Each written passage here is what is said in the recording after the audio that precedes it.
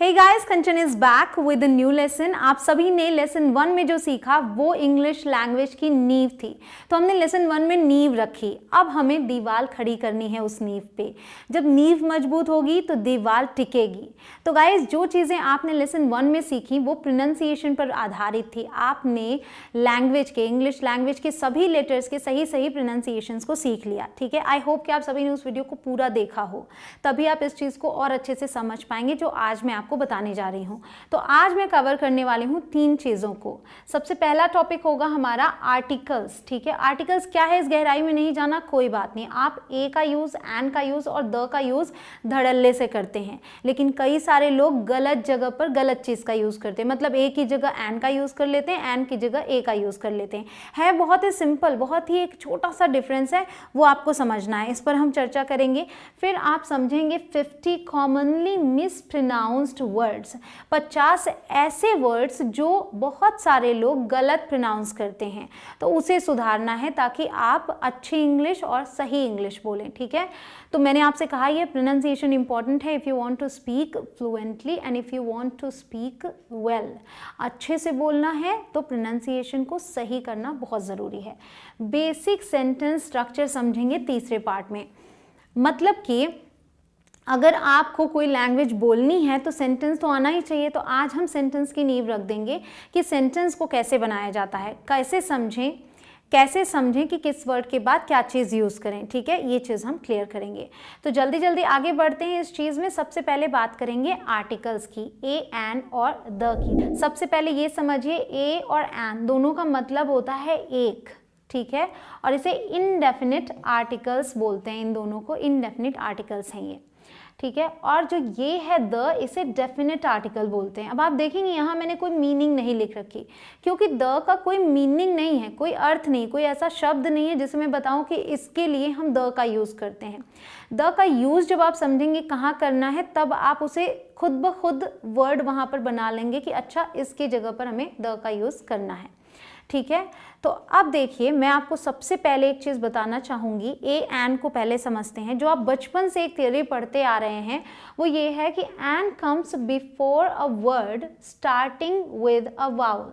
अब वाउल क्या होते हैं, मैंने कल आपको बताया, ए, ई, आई, ओ, यू। ठीक है, अगर कोई भी शब्द इनसे शुरू है, जैसे मैंने कहा एप्पल, अगर इनसे शुरू है तो उसके पहले हम एन का यूज़ कर लेंगे। तो आप देख सकते हैं एन एप्पल क्योंकि ये ए से शुरू है, एन आउल क्योंकि ये ओ से शुरू है।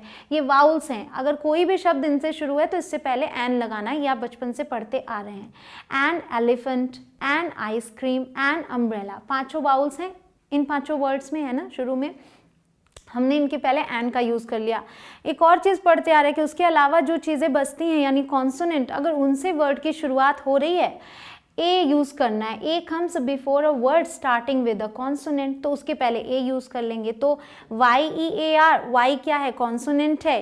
ईयर प्रोनाउंस करते हैं इसे, ईयर, तो उसके पहले ए का यूज़ कर लिया। मैन है, एम कॉन्सोनेंट है तो ए का यूज़ कर लिया। A man, a year.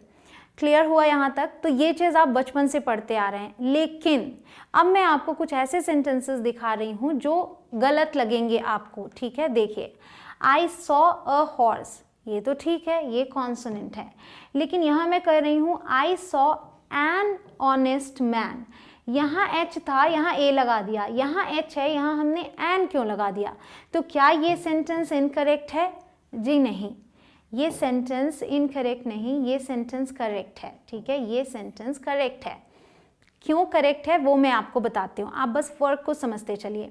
I found an umbrella, I found an umbrella, यहाँ पे यू है, ठीक है, एन लगा दिया, ठीक है ये। लेकिन यही यू यहाँ भी तो है यूनिवर्सिटी में, यहाँ पे हमने ए लगा दिया, ये भी सेंटेंस सही है, गलत नहीं है। तो फिर ये थियोरी तो फिर रॉन्ग साबित हो गई ना, कि अगर वर्ड की शुरुआत किसी कॉन्सोनेंट से हो तो उसके आगे ए का यूज़ करेंगे। ठीक है, यहाँ आप देख रहे हैं, या फिर अगर वर्ड की शुरुआत किसी वाउल से हो तो उसके पहले एन का यूज़ करेंगे, ये भी तो वाउल है और ये यहाँ कॉन्सोनेंट है, इसके पहले हमने एन लगा दिया, इसके पहले ए लगा दिया। ऐसा क्यों? अब ये बात तो उल्टी हो गई।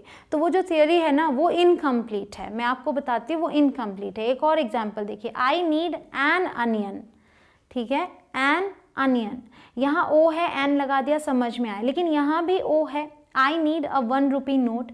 तो यहाँ पे ए क्यों लगाया? तो मैं कहती हूँ ये जो थियोरी आपने पढ़ी है बचपन से, दिस थियोरी इज इनकम्प्लीट। मैं ये नहीं कह रही हूँ गलत है, बट इनकम्प्लीट है, ठीक है। ये भी तरीका लागू होता है जो आप यूज़ करते आ रहे हैं, लेकिन मैं आपको जो थियोरी बता रही हूँ उसके हिसाब से चलिए, कभी गलती नहीं होगी। एक ट्रिक देती हूँ आपको, use an before vowel sounds. आपको वाउल से पहले नहीं लगाना है, मतलब कि आप ये मत देखिए कि ए ई आई ओ यू आया हुआ है। आप ध्यान रखिए कि वो जो वर्ड है, अभी मैं आपको वो सेंटेंस फिर से दिखा देती हूँ, वो सेंटेंसेस, जो वर्ड है ना उसकी जो ध्वनि आ रही है बोलने पर वो स्वर की आनी चाहिए, वाउल की आनी चाहिए। अब बात ये है कि मैंने आपको लेसन 1 में बताया कि जो वाउल्स हैं ए ई आई ओ यू, इनकी बड़ी सारी ध्वनियाँ हैं, मतलब बड़े सारे साउंड्स हैं। अब इतने साउंड्स को दिमाग में कैसे रखेंगे? तो बचपन से जो आप पढ़ते आ रहे हैं वो तो आपको रटा रटाया होगा ना, अ आ ई उ ए ओ अंग अह, ये तो आप जानते हैं स्वर। तो बस यही आपकी ट्रिक है। अगर कोई भी वर्ड आप बोल रहे हैं उसकी जो ध्वनि है, मतलब उसके पहले अक्षर की ध्वनि अ से लेके अह के बीच में से किसी में भी आ जाए, ई आ जाए, ऊ आ जाए, ए आ जाए, कुछ भी आ जाए, तो आप उसके पहले एन का यूज़ कर लीजिए, फिर कोई भी गलती कभी भी नहीं होगी। इस ट्रिक को याद रखिएगा। यूज ए बिफोर कॉन्सोनेंट साउंड्स, तो उसी तरीके से अगर कॉन्सोनेंट आए तो उसके पहले ए का यूज़ नहीं करना। अगर कॉन्सोनेंट साउंड आए, उस वर्ड के पहले लेटर की जो ध्वनि आएगी बोलने पर, वो अगर व्यंजन की आती है तो आप ए का यूज़ करें। तो व्यंजन की ध्वनि को कैसे समझें? अब आप क से लेके ग तक तो आपको पता ही है, क ख ग घ अंग, इस तरीके से। तो अगर इनमें से कोई आ जाए बोलने पर तो आप उसके पहले अ का यूज़ कर लीजिए। तो गाइज ये जो मैं आपको बता रही हूँ इसके लिए आपको स्पेलिंग देखने की ज़रूरत ही नहीं है। आप आंख बंद करके ए या एन में से क्या सही है उसका यूज़ कर लेंगे। अब मैं आपको फिर से सेंटेंसेस दिखाती हूँ। अब देखिए यहाँ पे ए था, क्योंकि यहाँ एच जो है इसकी ध्वनि ह ही है, हॉर्स है ना ये, आई सॉ अ हॉर्स, तो ये एक व्यंजन साउंड है, साउंड व्यंजन का है, हॉर्स ह, तो हमने ए का यूज़ किया। लेकिन यहाँ जो एच है इसका साउंड है अ, ऑनेस्ट। आप क्या बोलते हैं इसे? ऑनेस्ट। तो जो पहला लेटर है उसका साउंड है अ साउंड आ रहा है, इसलिए आप एन यूज़ करेंगे। तो इसकी स्पेलिंग देखने की ज़रूरत नहीं। अगर आपने सुना ऑनेस्ट तो एन ऑनेस्ट। तो ये ट्रिक जो है आंख बंद करके आप लगाएंगे, इसका यूज़ आप आंख बंद करके करेंगे फिर भी सही होगा। अब यहाँ था एन अम्ब्रेला, क्योंकि ये अ था, लेकिन यहाँ पे इस यू का साउंड है य, यूनिवर्सिटी। तो क्या साउंड आया? य, ठीक है। आप यूनिवर्सिटी बोलते तो यह एक व्यंजन है, तो व्यंजन है तो इसके पहले ए का यूज़ होगा। आई नीड एन अनियन, अब ये अनियन है, अ साउंड आ रहा है तो एन लगाया, ठीक है। लेकिन यहाँ इस ओ का साउंड है व, ओ एन ई, वन। क्या बोलते हैं आप? वन बोलते हैं ना। तो वह क्या है? व्यंजन है, इसलिए हमने यहाँ पर अ का यूज़ किया, इसीलिए ये सारे सेंटेंसेस ठीक हैं। तो अब से आप इस चीज़ को फॉलो कीजिएगा, साउंड को फॉलो कीजिएगा, ठीक है, लेटर को नहीं। आप एग्जाम्पल्स देख लेते हैं, बहुत सारी चीज़ें आपके लिए क्लियर हो जाएंगी। MBA, बहुत लोग एम को यम बोलते हैं, यन बोलते हैं, तो वो गलत है। सही प्रोनाउंसिएशन जब आप यूज़ करेंगे ना, तब जाके आप सही चीज़ का चुनाव कर पाएंगे कि ए का यूज़ करना है कि एन का। अगर यम बोलेंगे तो आप ए लगा देंगे, फिर वो गलत हो जाएगा। एक्चुअल में इसे आप पढ़ते हैं MBA, तो एम पढ़ते हैं इसको। तो ये क्या है? ये एक स्वर है ना, स्वर की ध्वनि आ रही है, इसलिए हमने एन का यूज़ किया, भले ही ये एम है। उसी तरीके से इसे हम क्या पढ़ते हैं? यल पढ़ते हैं क्या? नहीं, क्या पढ़ते हैं? एल, ए, ठीक है। तो एल बोलते हैं तो ए क्या है? अभी तो बताया ए स्वर है, तो स्वर की ध्वनि आई इसलिए एन का यूज़ किया। उसी तरीके से ये HOUR, एच है लेकिन एच साइलेंट होता है, आप इसे क्या पढ़ते हैं? आवर, तो जो ध्वनि है वो आ की है, ठीक है, इसलिए एन का यूज़ किया। इसी तरीके से यहाँ पे देखिए EAGER, इसे ईगर पढ़ते हैं, एन ईगर चाइल्ड। अब ई की जब ध्वनि आ रही है ई की, तो हम क्या यूज़ करेंगे? एन, ठीक है। अब यहाँ पे इसे हम आवर पढ़ रहे थे तो ये भी तो आवर ग्लास हुआ, यहाँ भी आ की ध्वनि आई तो हमने एन का यूज़ किया। यहाँ भी एच साइलेंट है, इसे आप हॉनर नहीं पढ़ते, ऑनर पढ़ते हैं। तो जब यहाँ भी आपके आ की साउंड आ रही है ना, तो बस यहाँ भी एन का यूज हुआ। उसी तरीके से अब ये HEIR, इसका मतलब होता है उत्तराधिकारी, तो इसे आप हेयर नहीं बोलते। मैं जब आपको अभी मिस प्रोनाउंस्ड वर्ड्स बताऊंगी उनमें भी ये सारी चीज़ें आएंगी। इसे हेयर नहीं, इसे एक्चुअल में पढ़ा जाता है एयर, ठीक है। तो यहाँ भी ए का साउंड आता है एयर, तो इसलिए एन का यूज़ होता है। और जो हेयर होता है वो ये बाल होता है जिसे हम हेयर बोलते हैं, HAIR, ठीक है। अब ये क्या है, इंटरेस्टिंग स्टोरी, तो अ इंटरेस्टिंग स्टोरी और एन इंटरेस्टिंग स्टोरी। अब ये इन ई का साउंड है तो एन हो गया क्लियर आपके लिए। अब ए वाले एग्जाम्पल्स देख लेते हैं। अब यहाँ ई है, ई भले ही वाउल है लेकिन इसे हम क्या पढ़ेंगे, इसे हम पढ़ेंगे यूरोपियन। तो यहाँ भी यू यूज़ किया, यानी य साउंड, य क्या है, व्यंजन है, इसलिए ए का यूज़। ये जो है EWE, इसे क्या पढ़ते हैं पता है आपको, इसे पढ़ते हैं यू, ओके, इसे भी यू पढ़ते हैं। इंग्लिश में लिखूं तो इस तरीके से, तो साउंड आपका व्यंजन का आया, य का साउंड। और यू क्या होता है, यू होती है फीमेल शीप, जो शीप होती है फीमेल उसे यू बोलते हैं, तो अ यू, एन यू नहीं लिखेंगे। ये क्या है, यूनियन, अब भले ही यू है लेकिन साउंड य का ही आ रहा है, यूनियन, तो इसलिए यहाँ URL साउंड य का, इसलिए ए। यहाँ यूनिकॉर्न, य का ही साउंड, यहाँ भी यूनिट, इसलिए इन दोनों में ए का यूज हुआ। यहाँ हॉर्स, ह, हिंदी में व्यंजन क्या है, ह का साउंड आया, इसलिए अ। यहाँ हेयर, ये एयर बोलते हैं, यहाँ हेयर बोलते हैं, इसलिए यहाँ ए आएगा। अब ये क्या है, one legged bird, one legged bird a आएगा क्योंकि ये व का साउंड दे रहा है, व, ठीक है, व व्यंजन है। अब क्लियर हो गया। अगर कोई शब्द आप पढ़ते हैं उसकी शुरुआती ध्वनि, उसके पहले अक्षर की ध्वनि व्यंजन में आए तब ए का यूज करना है, और अगर स्वर में आए यानी अ से लेके अह के बीच में तब आपको एन का यूज करना है। क्लियर हो गया आपके लिए ये चीज। अब आप फर्क ये समझ गए कि कब ए का यूज करना है, कब एन का यूज करना है, और इन दोनों को ही आप कोई एक चीज बतानी हो तब यूज करेंगे। लेकिन अब समझते हैं कि ए एन और द में क्या फ़र्क है, कब द का यूज़ करें, कब ए एन का यूज़ करें, ठीक है। तो मैंने आपसे कहा कि पहली बात तो एक है कोई चीज़ तब इसका यूज़ करते, तो अगर एक से ज़्यादा है तो इनका यूज़ नहीं हो सकता, मतलब सिंगुलर के लिए यूज़ हो सकता है, प्लूरल के लिए नहीं यूज़ हो सकता ए एन का। और द जो है वो सिंगुलर के लिए भी यूज़ हो सकता है, प्लूरल के लिए भी यूज़ हो सकता है, ठीक है। ये दोनों ही सिचुएशंस में यूज़ होगा। उसके अलावा ए एन नॉन स्पेसिफिक चीज़ों के लिए, नॉन स्पेसिफिक मतलब जो ख़ास ना हो, मतलब जो आम हो, किसी एक स्पेसिफिक चीज़ की बात नहीं कर रहे हैं, ठीक है, तब हम ए एन का यूज़ करेंगे। और द का यूज़ करते हैं जब हम किसी स्पेसिफिक चीज़ की बात कर रहे हैं, मतलब किसी ख़ास चीज़ की बात कर रहे हैं। एग्जाम्पल में आप इसे बहुत अच्छे से समझ जाएंगे, ठीक है। देखिए, I ate an apple, मैं आपसे बोल रही हूँ कि मैंने एक सेब खाया, I ate an apple। फिर मैं बोल रही हूँ the apple was sweet। आप ध्यान दें, आप पाएंगे यहाँ भी एप्पल है, यहाँ भी एप्पल है, यहाँ हमने एन का यूज़ कर लिया, यहाँ द का, तो क्या फ़र्क आ गया। अब देखिए यहाँ भी I have a cat, मेरे पास एक बिल्ली है, Do you want to see the cat, क्या आप उस बिल्ली को देखना चाहते हैं, ठीक है। तो यहाँ भी कैट था, यहाँ भी, लेकिन एक जगह ए आया, एक जगह द आया, तो इसका क्या फ़र्क है, यहाँ पे हमने कहा अ कैट, यहाँ हमने कहा द कैट। तो ये समझते हैं, यहीं आपको बेसिक डिफरेंस समझ में आ जाएगा कि क्या फ़र्क है। जब मैंने आपसे कहा आई एट एन एप्पल, मैंने एक सेब खाया, तो मैंने किसी स्पेसिफिक सेब की बात नहीं की, कोई भी सेब हो सकता है जो मैंने खाया। लेकिन अब जो सेब मैंने खाया, ठीक है, तो वो स्पेसिफिक एक सेब हो गया जो मैंने खा लिया। तो अब मैं जब बोल रही हूँ उसी सेब के बारे में तो वो सेब खास हो गया। मतलब जब मैंने आपको बताया नहीं था तो वो आम एप्पल था, लेकिन जब मैंने खा लिया तो एक पर्टिकुलर सेब हो गया वो जिसे मैंने खाया। अब मैं उसके बारे में जब बताऊंगी तब मैं द का यूज़ करूंगी। द एप्पल वॉज स्वीट, मतलब वो एप्पल जो मैंने खाया। तो अगर इसे हिंदी में बोलें तो मैं बोलूँगी मैंने एक सेब खाया, वो सेब मीठा था। तो जो मैंने आपसे कहा कि द की कोई मीनिंग नहीं, अब आप ध्यान दें तो आप पाएंगे वो सेब मीठा था, तो वो मैंने यूज़ किया ना यहाँ पे।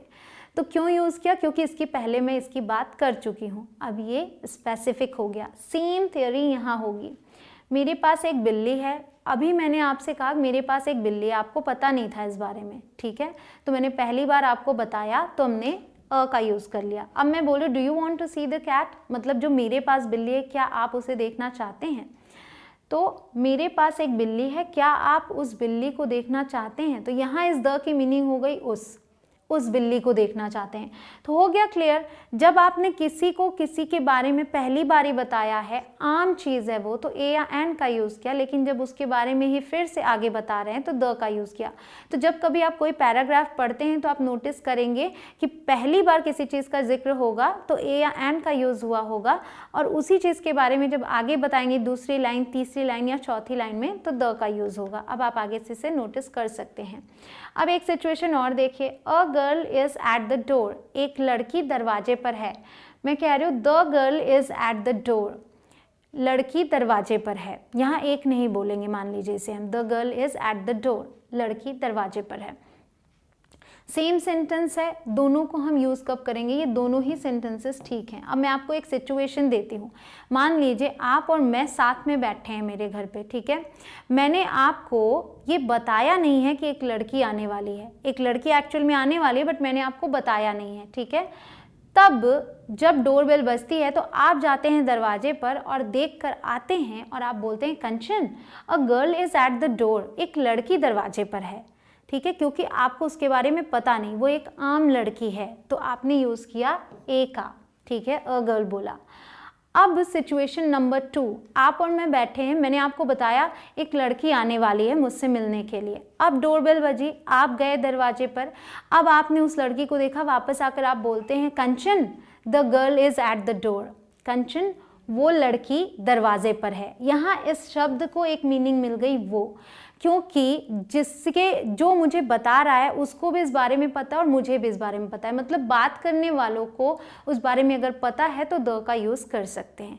क्लियर हो गई सिचुएशन आपके लिए, और ये टॉपिक भी समझ में आ गया होगा आपको। Let's read the book, let's read a book, दोनों ही सही हैं, ठीक है। फ़र्क क्या है? जब मैंने कहा let's read the book, that means कि आप भी उस बुक के बारे में जानते हैं जिस बुक के बारे में मैं बात कर रही हूँ। मान लीजिए कि कोई बुक हमने खरीदी, वो आज ही आई है, तो हम कहते हैं लेट्स रीड द बुक, चलो किताब को पढ़ते हैं, ठीक है। अब मैंने कहा let's read a book, that means कि कोई भी किताब हो सकती है, हो सकता है आप अपनी कोई किताब पढ़ें, मैं अपनी कोई किताब पढ़ूँ, लेट्स रीड अ बुक, ठीक है। टाइम पास नहीं हो रहा, लेट्स रीड अ बुक, चलो कोई किताब पढ़ते हैं, तो यहाँ इसका सेंस कोई वाला आ गया। क्लियर हुआ, समझ में आया? अब देखिए एक और example, I scratched a car parked outside. दूसरा, I scratched the red car parked outside. दोनों ही सेंटेंसेस ठीक हैं। फ़र्क क्या है कि बाहर कार्स पार्क्ड हैं, ठीक है, बाहर गाड़ियाँ खड़ी हैं, और मैं कहती हूँ I scratched a car parked outside, तो उनमें से कोई भी एक गाड़ी हो सकती है जिससे मुझसे स्क्रैच लग गया। तो मैं कहती हूँ कि बाहर खड़ी हुई कारों में, या फिर बाहर एक कार पर मेरे से स्क्रैच लग गया, ये मैंने बोला, ठीक है, बाहर एक कार पर मेरे से स्क्रैच लग गया, I scratched a car parked outside. तो कोई भी कार हो सकती है। यहाँ पे मैं स्पेसिफिक रेड कार की बात कर रही हूँ, वहाँ और कोई रेड कार नहीं, केवल एक ही रेड कार है। तब ऐसे मैं बोलूँगी I scratched the red car parked outside, बाहर खड़ी रेड वाली जो कार है, लाल वाली, उस पे मेरे से स्क्रैच लग गया। ये हुआ आपके लिए कॉन्सेप्ट क्लियर। अब देखिए, अगर आप द की जगह ए का यूज़ कर लेते हैं, जहाँ पे आप ए का यूज़ नहीं कर सकते, तो सेंटेंस इनकरेक्ट हो जाता है इस तरीके से, the man who wrote this book is famous, वो आदमी जिसने ये किताब लिखी वो प्रसिद्ध है। तो क्योंकि जिसने ये किताब लिखी किसी पर्टिकुलर आदमी की बात कर रहे हैं, उस बुक के राइटर की बात कर रहे हैं, तो हम यहाँ पे अ मैन नहीं यूज़ कर सकते। यहाँ आप नहीं कह सकते a man who wrote this book is famous, ये इनकरेक्ट सेंटेंस है, इस तरीके से आप इसे नहीं बोल सकते, आप द के साथ ही इसे बोलेंगे। तो अगर आप किसी पर्टिकुलर व्यक्ति या वस्तु की बात कर रहे हैं तो द का यूज़ करें। क्लियर, इतने सारे एग्जाम्पल से आपको समझ में आ गया। अब हम बात करेंगे 50 कॉमनली मिसप्रोनाउंस्ड वर्ड्स। आपको 50 ऐसे वर्ड्स दे रही हूँ जो गलत प्रोनाउंस किए जाते हैं। अगर आप भी इसे गलत प्रोनाउंस करते हो, इनमें से किसी को भी, उसे नोट डाउन कर लीजिएगा ताकि आगे से आप उसे सही तरीके से प्रोनाउंस करें। सबसे पहले अगर हमने ये बात की जो मिसप्रोनाउंस्ड होते हैं वर्ड्स, तो प्रोनाउंसिएशन की बात कर लेते हैं। इसे बहुत सारे लोग प्रोनाउंसिएशन बोलते हैं क्योंकि हम प्रोनाउंस करना बोलते हैं, लेकिन ध्यान दें यहाँ पर PRONOUN होता है, ठीक है, इसलिए हम इसे प्रोनाउंस करना बोलते हैं और ये स्पेलिंग मिसप्रोनाउंस्ड है, ठीक है। लेकिन यहाँ पे कोई ओ नहीं है, NUN है, इसलिए हम इसे प्रोनंसिएशन बोलते हैं। प्रोनंसिएशन मतलब उच्चारण। प्लीज़ करेक्ट माई प्रोनंसिएशन, कृपया मेरे प्रोनंसिएशन को, मेरे उच्चारण को सुधारिए, सही करिए। तो गाइज जब मैं यहाँ पे आपको एक एक एग्जाम्पल सेंटेंस दूंगी, अगर आपको समझ में नहीं आता इसके लिए आप परेशान ना हो, क्योंकि यहाँ पर मैं केवल आपको समझने के लिए दे रही हूँ। क्योंकि अभी अगर आपको सेंटेंस फॉर्म करना नहीं आता तो मे भी आपको ये समझ ना आए, लेकिन सुनते रहने से चीज़ें बहुत कुछ समझ में आती रहती हैं। इसलिए आप एग्जाम्पल्स को सुनते जाइए ताकि आपको ये समझ में आए कि ये सेंटेंस में यूज़ कैसे होते हैं। ठीक है, अगला है बहुत ही कॉमन जो घर में यूज़ होता है, प्याज। इसे बहुत सारे लोग ओनियन बोलते हैं, इसको ओ प्रोनाउंस करते हैं, लेकिन इसकी सही प्रोनाउंसिएशन है अनियन। अनियन, ठीक है। He is growing onions in his garden this year. इस साल अपने बगीचे में वो प्याज उगा रहा है। सो अनियंस बोलना है। अब से अगर आप आगे किसी से मांगते हैं कि एक प्याज देना, तो बोलेंगे आप गिव मी एन अनियन। अगला है जो कि मैंने आपको शुरू में ही बता दिया, इसे आप एच साइलेंट रख के बोलते हैं। इसे हेयर बोलते हैं लोग, लेकिन क्या बोलना है, एयर। क्या बोलना है, एयर, मतलब उत्तराधिकारी। They adopted an orphan as an heir. उन्होंने उत्तराधिकारी के लिए एक अनाथ को गोद लिया। ठीक है, उत्तराधिकारी बनाने के लिए। अब है ये जिसे बहुत सारे लोग शायद हॉरिजॉन बोलते हो, लेकिन इसकी प्रोनाउंसिएशन है हराइजन। हराइजन, ठीक है। ज की प्रोनाउंसिएशन आएगी, इसका ध्यान रखिएगा। इसका मतलब आकाश का घेरा या आकाश। The sun rose over the horizon. ठीक है, हराइजन बोलना है, हॉरिजन नहीं बोलना। एक चीज़ और नोटिस कीजिएगा कि कई बार क्या होता है कि मान लीजिए आप इसे हॉरिजॉन बोलते हैं और आपके सामने कोई आए और वो बोले हराइजन, तो आप मन ही मन उसके ऊपर हंसें कि देखो इसे नहीं आता, इसको पता नहीं कि इसे हॉरिजॉन बोलते हैं, स्पेलिंग पर भी इसने ध्यान नहीं दिया, कुछ भी आप सोच सकते हैं। लेकिन एक्चुअल में क्या होता है कि ये जो इंग्लिश है ना, इसके बड़े टिपिकल प्रोनाउंसिएशंस हैं। तो अगर आप कभी भी कोई नई प्रोनाउंसिएशन सुने जो आप अलग तरीके से यूज़ करते, हो सकता है वो इंसान गलत बोल रहा है, हो सकता है आप गलत बोल रहे हो, उस चीज़ को अगर हो सके तो नोट डाउन करें या अपने दिमाग में ही नोट डाउन करें, मतलब दिमाग में ही रहने दें, उसे सर्च करने की कोशिश करें। बाद में जब भी आपको मौका मिले सर्च करें, हो सकता है आप ही गलत बोल रहे हो, उसको आप सुधार लें। ठीक है, तो आगे से जब भी आपको इस तरीके का कोई भी नया वर्ड सुनने में आता है जो आप अलग तरीके से प्रोनाउंस करें, उसे चेक ज़रूर से कीजिएगा। ठीक है, चाहे अपनी मिस्टेक को सुधारिए या फिर सामने वाले को अगर आप जानते हो तो उसकी मिस्टेक को सुधारिए, उसे बताइए। तो वो था हराइजन। सिंपल आप देख सकते हैं कि स्पेलिंग ये है। अब उसी स्पेलिंग में देखिए, यहाँ पे ये स्पेलिंग है HORIZON, यहाँ पे HORIZON भी है और TAL लग गया, सिर्फ इतना लग गया, लेकिन इसे हॉरिजॉन्टल नहीं बोलेंगे, यहाँ पे आप इसे हॉरिजॉन्टल बोलेंगे, हॉरिजॉन्टल। ठीक है, हॉरिजॉन्टल, आकाश वृत्त के समानांतर। सो समानांतर इसका यूज करेंगे हम समानांतर के लिए। ड्रॉ अ हॉरिजॉन्टल लाइन, एक समानांतर रेखा खींचो। ठीक है, नेक्स्ट है ये VITAMIN, बहुत सारे लोग इसे क्या बोलते हैं, विटामिन। विटामिन हिंदी में भी लिखा जाता है इसको, इसका मतलब होता है पोषक तत्व। इसकी दो प्रोनाउंसिएशंस हैं, बट विटामिन नहीं है इसकी प्रोनाउंसिएशन। या तो वाइटामिन आप बोलें या तो विटामिन बोलें। वाइटामिन है US मतलब अमेरिकन इंग्लिश में वाइटामिन एंड ब्रिटिश में विटामिन। ठीक है, आप दोनों ही में से कुछ भी यूज कीजिए। Oranges are rich in vitamin C, संतरों में भरपूर मात्रा में विटामिन C पाया जाता है। ठीक है, अगला है CUPBOARD, जो देखने में लग रहा है कि कप बोर्ड बोलते होंगे इसको, लेकिन इसे बोला जाता है कबर्ड। सिंपल सा है कबर्ड, P यहाँ पे साइलेंट है, दरवाजों वाली अलमारी। He took a mug from the cupboard, उसने कबर्ड से एक मग लिया। क्लियर। नेक्स्ट इज HOUR, समय के लिए हम इसे यूज करते हैं, इसका मतलब होता है घंटा। यहाँ H साइलेंट होता है, इसे आप पढ़ते हैं आवर, आवर। ठीक है, आवर, जल्दी से बोलेंगे hour. The train is an hour late, train 1 घंटे लेट है। तो आप ध्यान दें तो आप पाएंगे बहुत सारी ऐसी प्रोनाउंसिएशंस हैं जो आज मैं आपको बता रही हूँ, जो आप अपनी रोज़मर्रा की ही ज़िंदगी में यूज़ कर रहे हैं। कुछ लोग सही बोल रहे हैं, कुछ लोग गलत बोल रहे हैं, तो बस गलत को सही कर देना है, सब कुछ आसान हो जाएगा। अब देखिए ये एक है, आई थिंक पूरा इंडिया इसे गलत बोलता है, कभी कभी टीचर्स भी गलत बोलते हैं। मैं उन सब तक ये बात पहुंचाना चाहती हूँ कि इसे टॉर्टॉइज नहीं बोलते, इसे बोलते हैं टॉर्टस। क्या, जल्दी से बोलना है, टॉर्टस, टॉर्टस, कछुआ। कछुआ की इंग्लिश टॉर्टॉइज नहीं, टॉर्टस। अ tortoise has very slow speed. एक कछुए की गति बहुत धीमी होती है, बहुत धीमे धीमे चलता है। A tortoise has very slow speed. Clear हुआ आपके लिए? अब ये क्या है जिसकी स्पेलिंग बुजीनेस लगती है, लेकिन इसे क्या बोलते हैं? बिजनेस। बिजनेस, ठीक है, बिजनेस मतलब कारोबार। He started a business with his father. उसने अपने पिता के साथ एक कारोबार शुरू किया। अब आगे बढ़ते हैं, जो देखने में लग रहा है आपको ऑटोमोबाइल, क्योंकि आप MOBILE जो आप यूज़ करते हैं उसे मोबाइल बोलते हैं, तो उसे मोबाइल भी बोला जाता है, मोबाइल भी बोला जाता है। तो ये ऑटोमोबाइल नहीं है, ये है ऑटोमोबाइल। ऑटोमोबाइल मोटर संबंधी। This factory manufactures automobile parts. ये फैक्ट्री मोटर संबंधी पार्ट्स को बनाती है, निर्माण करती है। अगला है BURY, जिसका मतलब होता है दफन करना या छिपा देना, ठीक है, या छिपा लेना। इसकी प्रोनाउंसिएशन देखने में लगती है कि होगी ब्यूरी, लेकिन होती क्या है? बेरी। बेरी बोलते हैं। तो ये टिपिकल प्रोनाउंसिएशंस हैं थोड़ी सी, इसीलिए मैंने इसे आपको बताना चाहा। यहाँ यू है लेकिन इसका साउंड है ए का, bury. He has learned to bury his feelings. वो अपनी भावनाएं छिपाना सीख गई है। यहाँ पे भावनाओं को छिपाने के लिए भी बेरी का यूज़ हुआ है, ठीक है।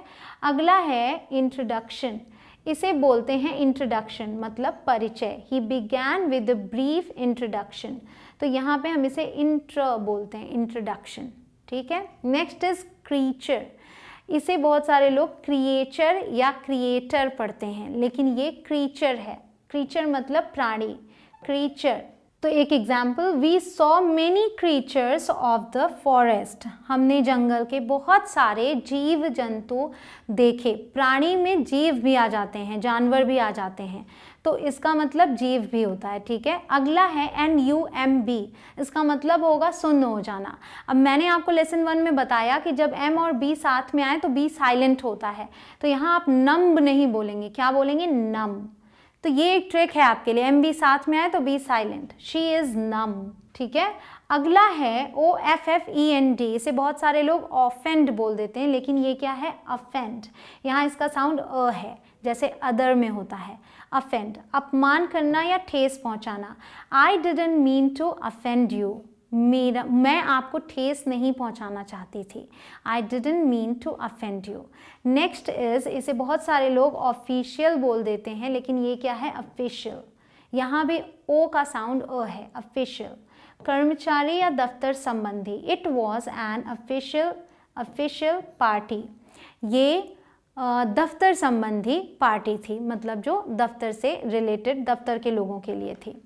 नेक्स्ट इज, जिसे बहुत सारे लोग सिनोनिम बोलते हैं, जो बिल्कुल गलत है। सही प्रोनाउंसिएशन है सिनोनिम, मतलब पर्यायवाची। किसी वर्ड का आप पर्यायवाची ढूंढते हैं, किसी शब्द का, तो आप सिनोनिम ढूंढते हैं। What is the synonym of magnify? Magnify का पर्यायवाची क्या है? अगला है FOR। इसे फॉर बोलते हैं, बहुत सारे लोग इसे फोर बोलते हैं, लेकिन फोर जैसे हम गिनती गिनते हैं 1 2 3 4, वो वाला फोर ये नहीं है। इसका मतलब होता है के लिए, FOR, for. I brought a cake for you. मैं तुम्हारे लिए एक केक लाया, ठीक है। अब देखिए, ये है NIK। ये एक ब्रांड है, जिसे बहुत सारे लोग नाइक बोलते हैं कि मैंने नाइक की टी शर्ट पहनी है, मैं नाइक के शूज़ ले आया। तो एक्चुअल में इसकी प्रोनाउंसिएशन है Nike, Nike. Nike is the best shoe brand. Nike जूतों में सबसे अच्छा ब्रांड है, जूतों की ब्रांड्स में, ठीक है। अगला है एजुकेशन। इसे जू, इस DU को जू प्रोनाउंस करेंगे, ज। एजुकेशन मतलब शिक्षा। Education can empower you. शिक्षा आपको सशक्त बना सकती है। ठीक है, अगला है ALMOND मतलब बादाम। इसमें बहुत सारे लोग कंफ्यूज रहते हैं। कुछ लोग कहते हैं कि आलमंड में L साइलेंट है, लेकिन इसकी दो प्रोनाउंसिएशंस हैं, या तो आप आलमंड बोलिए या तो आमंड। अमेरिकन इंग्लिश में L साइलेंट नहीं है, वहाँ आलमंड बोलते हैं, और ब्रिटिश में आप L को साइलेंट बना सकते हैं और आमंड बोल सकते हैं। ठीक है, did you eat rest of the almonds? क्या तुमने बचे हुए बादाम खा लिए? ठीक है, अब देखिए नीदर, NEITHER, इसकी भी दो प्रोनाउंसिएशंस हैं, नीदर या फिर नाइदर, दोनों ही सही है। इसका मतलब होता है दोनों में से कोई भी नहीं, नीदर या neither. Neither of them looks happy, दोनों में से कोई भी खुश नहीं दिख रहे हैं, नीदर ऑफ देम। क्लियर? अब देखिए वुमन, WOMAN, इसे वुमन बोलते हैं, जिसका मतलब है औरत या महिला। वुमन, इसे बहुत सारे लोग वुमैन या वोमन ऐसे बोलते हैं, लेकिन क्या है ये? Woman. Woman, you're an amazing woman। ठीक है, आगे देखिए, अब इसी को जब प्लूरल में बोले हम औरतें, मतलब एक से ज़्यादा औरतों के लिए हम मैन को मेन में बदल देंगे। वहाँ ए था, ई बना दिया, जैसे मैन का प्लूरल होता है। लेकिन यहाँ पे अब इसे हम वो प्रोनाउंस नहीं करेंगे, इसे हम प्रोनाउंस करेंगे वी, तो ये होगा विमेन। अब यहाँ पर इसकी जो ये प्रोनाउंसिएशन दिख रही है बिल्कुल अलग है, एक्चुअल प्रोनाउंसिएशन है विमेन, न कि वुमन या वोमेन। क्या है सही? Women. There were mostly women, वहाँ ज़्यादातर महिलाएं थीं या औरतें थीं। अब देखिए, अब फिर से MB आ गया, तो इसे क्या हम प्लम्बर पढ़ेंगे? नहीं, इसे हम पढ़ेंगे प्लम्बर, मतलब नलकार, जो नल वगैरह ठीक करते हैं।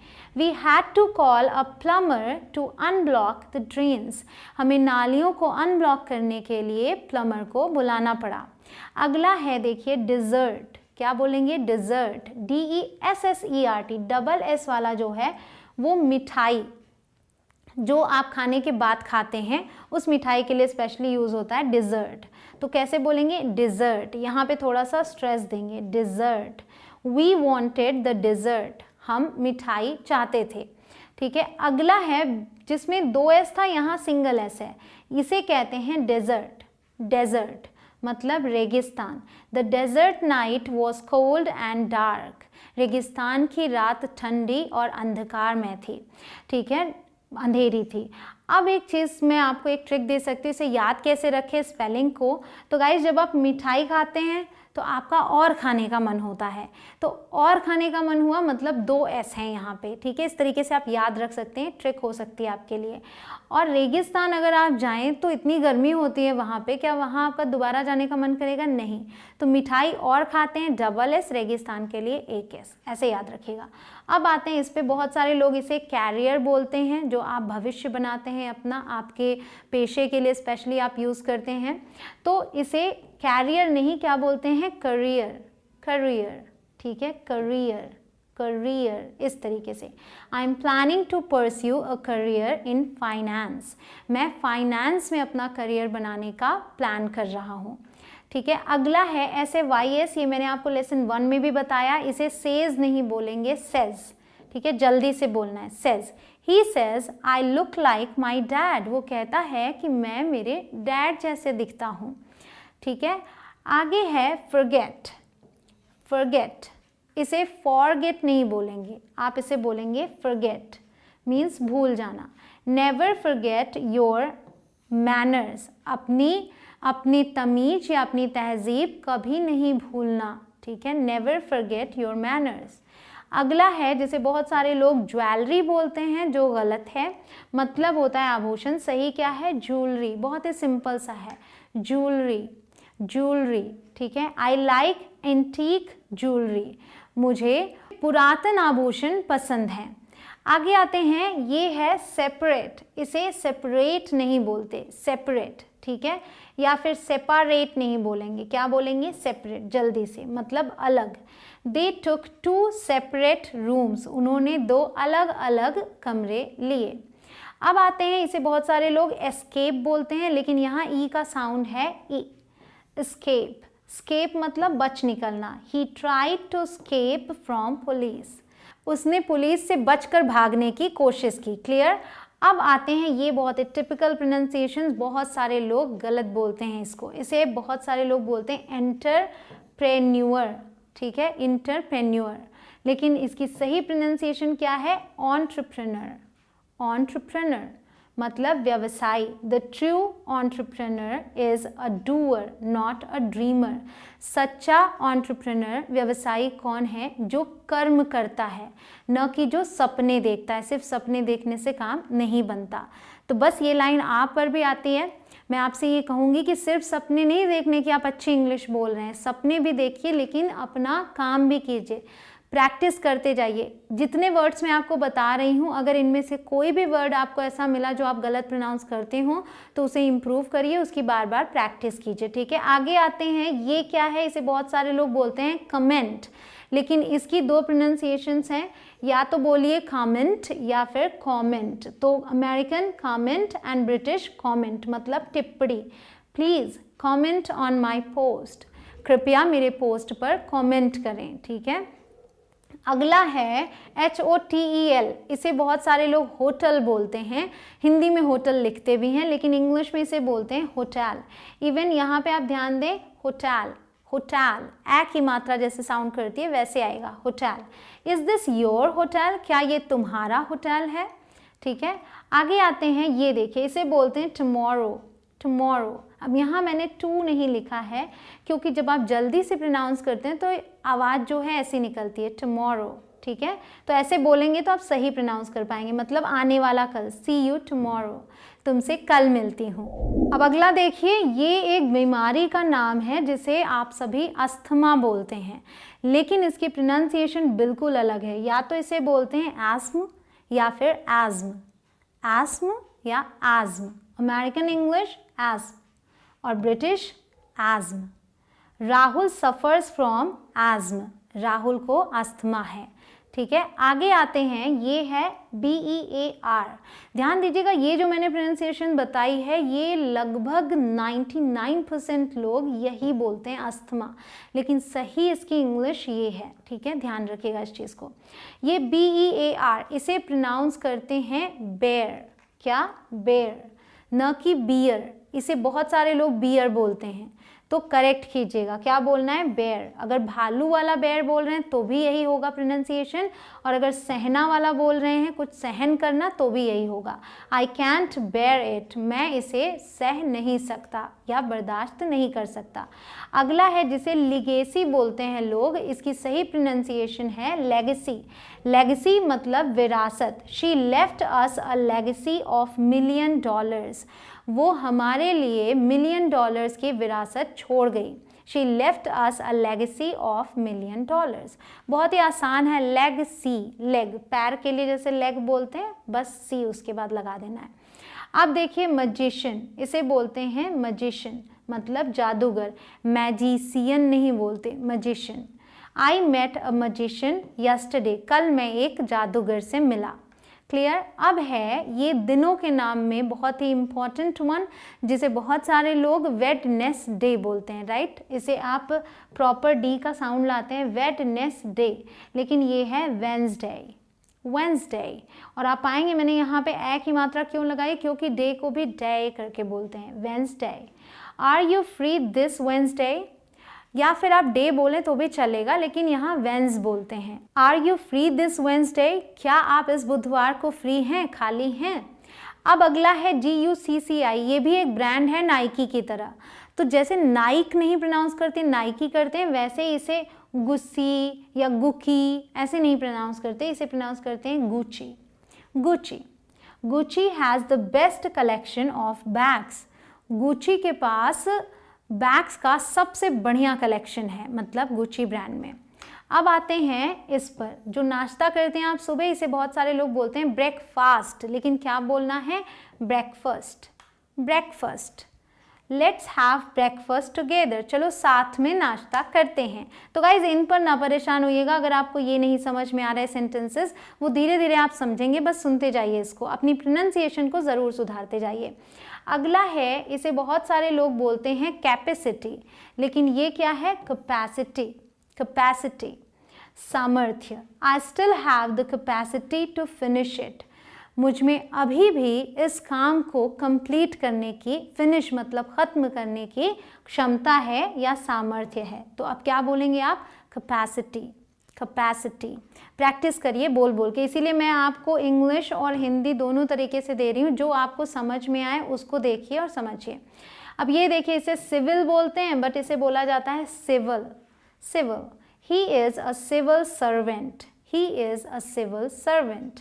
आगे THOUGH, इसे बोलते हैं दो। अब यहाँ OUGH की जो प्रोनाउंसिएशन है वो है ओ, TH द और OUGH ओ, दो। अगर AL लग जाए ऑल्दो, दोनों का मतलब हालांकि। He did it even though I told him not to, उसने ऐसा किया भले ही मैंने उसे मना किया था ऐसा करने से। तो भले ही का सेंस आए, हालांकि का सेंस आए, तो आप इसका यूज़ करते हैं। अब देखिए TH और OUGH के बीच में R आ गया, तो इसे आप दो से द्रो नहीं बोल देंगे, यहाँ पे इस TH की प्रोनाउंसिएशन थ होगी, वहाँ द थी यहाँ थ होगी, वहाँ दो था यहाँ थ्रू है, ठीक है, इसे थ्रू बोलते हैं, एक ओर से दूसरी ओर या के रास्ते, through. I came in through the window, मैं खिड़की के रास्ते अंदर आया, ठीक है, खिड़की के रास्ते। अब है ये OXFORD, इसे बहुत सारे लोग ऑक्सफोर्ड बोलते हैं, लेकिन ये क्या है? ऑक्सफोर्ड। ऑक्सफोर्ड बोलते हैं इसे। He got admission in the Oxford university, उसे ऑक्सफोर्ड यूनिवर्सिटी में एडमिशन मिल गया, ठीक है, ऑक्सफोर्ड। अब ये है कन्विंस, इसे कॉन्विंस नहीं बोलते, कन्विंस मीन्स मनाना, convince. I convince the teacher to cancel the test, मैं टीचर को टेस्ट कैंसिल करने के लिए मना लूँगा। अब यहाँ पर आपके वो 50 मिसप्रोनाउंस्ड वर्ड्स कंप्लीट होते हैं जो मैंने आपको बताने का वादा किया। अब मैं आपको बताऊंगी सेंटेंस स्ट्रक्चर, उन वर्ड्स को सही तरीके से प्रोनाउंस करने की आप कोशिश कीजिएगा, ठीक है। अगर ज़रूरत पड़े वीडियो को फिर से देखिए ताकि सही से प्रोनाउंस करिए। अब सेंटेंस स्ट्रक्चर मैं आपको बता रही हूँ। सेंटेंस स्ट्रक्चर बताने के लिए मैं आपको सबसे पहले पार्ट्स ऑफ अ सेंटेंस बताऊँगी। तो जो बेसिक चीज़ें होती हैं एक सेंटेंस में, सबसे पहले सब्जेक्ट, फिर वर्ब और फिर ऑब्जेक्ट, और ये एक बेसिक स्ट्रक्चर है सेंटेंस का। कोई भी सेंटेंस, जब आप एक बेसिक सेंटेंस बनाते हैं जिसमें कोई नॉट नहीं है, मतलब नहीं बोल रहे हैं आप, कोई प्रश्न नहीं कर रहे हैं, एक कथन बता रहे हैं, एक स्टेटमेंट है, ठीक है, कथन, कोई बात आपने कह दी, ठीक है। तो कथन के लिए जो यूज़ होता है वो यूज़ होता है सब्जेक्ट, वर्ब, ऑब्जेक्ट, ठीक है। या फिर हो सकता है उसमें ऑब्जेक्ट ना हो, तो आप यहीं पर सेंटेंस को एंड कर देंगे। अब ये तीनों चीज़ें हैं क्या, ये समझते हैं। सब्जेक्ट मतलब कर्ता, हिंदी में इसको बोलते हैं कर्ता, ठीक है, मतलब करने वाला। तो ये समझ लीजिए सब्जेक्ट कौन है, क्रिया को करने वाला, द पर्सन और thing that does the action, जो क्रिया को कर रहा है। तो ये सेंटेंस है राम राइट्स अ लेटर। इसमें इसका मतलब है कि राम एक पत्र लिखता है। तो कौन लिख रहा है पत्र को, राम लिख रहा है, तो करने वाला कौन है, राम। तो इसमें जो सब्जेक्ट है वो राम है, ठीक है। अब देखिए वर्ब क्या है, वर्ब का मतलब होता है हिंदी में क्रिया, ठीक है, क्रिया। तो क्रिया क्या है, a word that expresses an action, जो क्रिया को दर्शाए या फिर स्टेट ऑफ बीइंग, स्थिति को दर्शाए।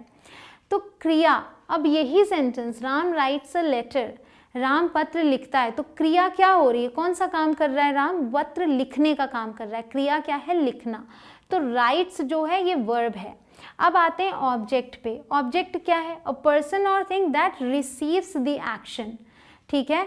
ये क्रिया को कर रहा है और क्रिया है लिखना, लेकिन लिखा किस पर जा रहा है, ठीक है, क्या किया जा रहा है, ये सवाल है। तो क्रिया जो रिसीव कर रहा है वो है लेटर। तो राम राइट्स अ लेटर में लेटर जो है ऑब्जेक्ट है, ऑब्जेक्ट को हिंदी में बोलते हैं कर्म, ठीक है। तो करने वाला सब्जेक्ट, जो क्रिया हो रही है वो वर्ब, और जिस पर क्रिया हो रही है वो ऑब्जेक्ट। तो जो नॉर्मल स्ट्रक्चर है वो है आपका सब्जेक्ट वर्ब फिर object. Ram writes a letter, ठीक है। अगर मैं अ लेटर हटा दूं, मैं सिर्फ ये बोलूं राम लिखता है, तो वहाँ पे आप पाएंगे Ram rights, subject verb. Clear. तो अगर मैं आपको ये बताना चाहूँ कि जब मैं हिंदी में बोल रही हूँ, ठीक है, मान लीजिए जब आपको एक सेंटेंस देती हूँ, आई रीड, मैं पढ़ता हूँ, राम राइट्स, राम लिखता है, आई रीड, मैं पढ़ता हूँ या पढ़ती हूँ। हिंदी में जब लड़की के लिए बोलते हैं तो ई का यूज़ करते हैं, पढ़ती हूँ, और लड़का है तो पढ़ता हूँ। लेकिन इंग्लिश में ऐसा कुछ नहीं है। इंग्लिश में लड़का लड़की है और अगर आई यूज़ कर रहे हैं तो सिमिलर, मतलब सेम सेंटेंस बनेगा। आई रीड का मतलब दोनों है, मैं पढ़ता हूँ या मैं पढ़ती हूँ, ठीक है। मैंने कहा अब इसी में मैं ऑब्जेक्ट को भी जोड़ देती हूँ कि मैं क्या पढ़ती हूँ, ठीक है। आई रीड अ बुक, मैं एक किताब पढ़ता हूँ या मैं एक किताब पढ़ती हूँ। तो आप ध्यान देंगे, ये तो सब्जेक्ट है आई, क्रिया को कौन कर रहा है, मैं, आई, और क्या क्रिया है, रीड, पढ़ना, ये वर्ब है, और मैं क्या पढ़ रही हूँ, एक किताब को पढ़ रही हूँ, ये ऑब्जेक्ट है, ठीक है। तो सब्जेक्ट वर्ब ऑब्जेक्ट, SVO, ये स्ट्रक्चर है। और हिंदी में हमारे क्या है, मैं क्या है, सब्जेक्ट, एक किताब, किताब क्या है, ऑब्जेक्ट, और पढ़ता हूँ क्या है, वर्ब। तो जब हम हिंदी में सेंटेंस बोलते हैं, कोई भी एक कथन, तो वो होता है सब्जेक्ट ऑब्जेक्ट वर्ब। पहले उस चीज़ के बारे में बताते हैं, फिर बताते हैं क्या क्रिया हो रही है। मैं खाना बनाती हूँ या बना रही हूँ, तो पहले खाना ले आए, और इंग्लिश में बनाएंगे आई एम कुकिंग फूड, ठीक है। तो गाइज इस चीज़ को समझिएगा कि इसकी आपको आदत डालनी होगी कि सब्जेक्ट के बाद वर्ब को यूज़ करना है अगर इंग्लिश में बोल रहे हैं तो। मैं आपको ऐसे कई सारे एग्जाम्पल्स देती हूँ, ठीक है। आई प्ले, मैं खेलता हूँ, यहाँ ऑब्जेक्ट नहीं, एक सब्जेक्ट एक वर्ब, सब्जेक्ट वर्ब। अब यहाँ आई प्ले क्रिकेट, मैं क्रिकेट खेलता हूँ, I play cricket, subject verb object, ऐसे करके प्रैक्टिस करनी है, ठीक है।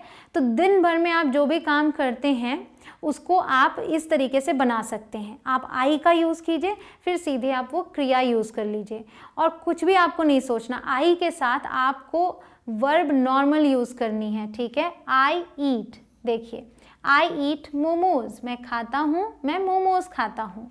आई स्टडी, मैं पढ़ता हूँ, स्टडी मीन्स पढ़ना, ना तो आपको ये टेंशन लेनी है कि यहाँ स्टडीज़ लिखूँ या फिर पास्ट फॉर्म में जाऊँ स्टडीड लिखूँ, ये सब क्या है, अभी टेंशन नहीं लेनी। अभी आप जो दिन भर में चीज़ें करते हैं उसको इस तरीके से बनाइए। आई वेक अप, मैं उठता हूँ, आई ब्रश माई टीथ, मैं ब्रश करता हूँ, आई गो देयर, मैं वहाँ जाता हूँ, सिंपल से सेंटेंसेस। आई स्टडी इंग्लिश, मैं अंग्रेजी पढ़ता हूँ।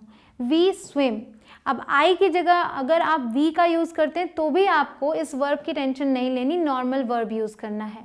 हम तैरते हैं, वी स्विम, हम तालाब में तैरते हैं, we swim in the pond, clear. मैं सवाल पूछता हूँ, आई आस्क क्वेश्चंस, और सिर्फ इतना बोलना है, मैं पूछता हूँ, आई आस्क, आस्क मीन्स पूछना। अब देखिए मैं सोता हूँ, आई स्लीप, स्लीप मीन्स सोना, मैं बिस्तर पर सोता हूँ, I sleep on the bed, clear. मैं नाचता हूँ, आई डांस, मैं गाने पर नाचता हूँ, I dance on a song होगा क्या, नहीं, I dance to a song होगा। I dance on the floor, मैं ज़मीन पर नाचता हूँ, I dance on the bed, मैं बिस्तर पर नाचता हूँ। जगह बता रहे हैं तब आप ऑन का यूज़ करेंगे, लेकिन अगर गाने पर नाचने की बात कर रहे हैं, म्यूज़िक पर नाचने की बात कर रहे हैं, तब टू का यूज़ करेंगे। इन बारीकियों को समझते चलिएगा, इन्हें अपनी आदत में डालते जाइए। I dance to a song, I dance to Neha Kakkar's song, ठीक है, इस तरीके से आप बोल सकते हैं, लेकिन टू का यूज़ करिए। आई लिसन, मैं सुनता हूँ, अब लिसन के साथ भी जो प्रेपोजिशन आएगी ना वो क्या आएगी, ये, आई लिसन टू म्यूज़िक, मैं संगीत सुनता हूँ, ठीक है। आई लिसन टू म्यूज़िक, मैं म्यूज़िक सुनता हूँ। आई राइट, मैं लिखता हूँ, आई राइट अ बुक, मैं एक पुस्तक लिखता हूँ, ठीक है। आई ड्रिंक, मैं पीता हूँ, आई ड्रिंक वाटर, मैं पानी पीता हूँ।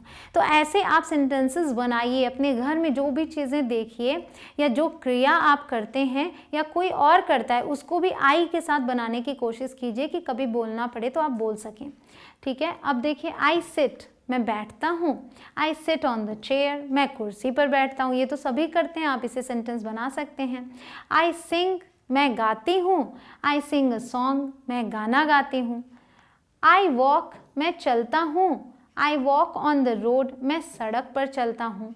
ठीक है, एक चीज़ यहाँ बता दूँ, आप ये नहीं बोल सकते आई सिंग सॉन्ग, मैं गाना गाती हूँ। मैंने ये नहीं कहा मैं एक गाना गाती हूँ, मैंने कहा मैं गाना गाती हूँ। फिर भी बोलेंगे आई सिंग अ सॉन्ग या फिर आई सिंग सॉन्ग्स, लेकिन आप आई सिंग सॉन्ग नहीं बोल सकते। ठीक है, बिना ए के सिंग सॉन्ग नहीं बोलेंगे। सिंग सॉन्ग अजीब सा नाम भी लग रहा है। नेक्स्ट इज आई वॉक, ये आपको मैंने बता दिया। आई स्माइल, मैं मुस्कुराता हूँ। आई स्माइल एट हर, जब आप किसी को देखते हैं आप ये भी बोलते हैं ना, she was smiling at me, वो मुझ पर मुस्कुरा रही थी, मतलब मुझे देख कर मुस्कुरा रही थी। तो आई स्माइल एट हर का मतलब मैं उसे देख कर मुस्कुराता हूँ। ठीक है, आई येल, मैं चीखती हूँ। आई येल एट हिम, मैं उस पर चीखती हूँ। सो येल के साथ एट का यूज़ होता है। ये जो वर्ब्स आप देख रहे हैं ये डेली यूज़ वर्ब्स हैं। जो भी मैं आपको क्रियाएं बता रही हूँ इनके साथ क्या आ रहा है उसके बाद ये सेट होते हैं। कई जगह चेंज होते हैं लेकिन कई जगह सेट होते हैं। किसी पर चीखना, येल एट समवन, तो यहाँ येल एट हिम। जैसे मैंने कहा लिसन टू समथिंग, आप कोई चीज़ सुनते हैं तो टू का यूज़ करते हैं। I listen to music, I listen to someone, I listen to you, मैं आपको सुनती हूँ। यू लिसन टू मी, आप मुझे सुनते हैं, तो टू का यूज़ होगा। ठीक है, अब आई एक्सेप्ट, मैं स्वीकार करती हूँ। I accept the job offer, मैं नौकरी का प्रस्ताव स्वीकार करती हूँ। आई राइड, मैं सवारी करता हूँ। राइड स्पेशली आप यूज़ करते हैं साइकिल चलाने के लिए, घुड़सवारी के लिए या बाइक चलाने के लिए। कार के लिए आप राइड का यूज़ नहीं करते। अगर कार चलाने की बात करेंगे तो आप ड्राइव का यूज़ करेंगे। ठीक है, you can not ride a car, you can drive a car, ये फ़र्क होता है। आई राइड बाइसिकल, मैं साइकिल की सवारी करता हूँ या मैं साइकिल चलाता हूँ। अगर आपको बोलना मैं साइकिल चलाता हूँ तो आप बोलेंगे आई राइड अ बाइसिकल। ठीक है, क्लियर हुआ? तो गाइज यहाँ आपने जो सेंटेंसेस सीखे हैं वो आप अपने डे टू डे लाइफ में ज़रूर से यूज़ कीजिए। ये सारे आप ही के सेंटेंसेस हैं। आई करके आपको बहुत सारे सेंटेंसेस बनाने हैं। जितना ज़्यादा आप प्रैक्टिस करेंगे उतने ही अच्छे से आपको ये कॉन्सेप्ट्स समझ में आते जाएंगे। तो आई लीजिए और कोई एक क्रिया लीजिए। आई डू दिस, या तो आई डू बोलिए या फिर आई डू दिस बोलिए। ठीक है, I read a book. I right something. I right on a paper. इस तरीके से आप सेंटेंसेस बनाने की कोशिश कीजिए। बस कोशिश यही करना है आपको कि अभी आप आई के साथ सेंटेंस बनाइए, अगर आपको और चीज़ें नहीं पता हैं। धीरे धीरे करके मैं आपको हर एक प्रोनाउन के साथ हर एक सिचुएशन में सारे सेंटेंसेस सिखा दूंगी। Thank you so much guys for watching this video. See you in lesson 3। Best of luck.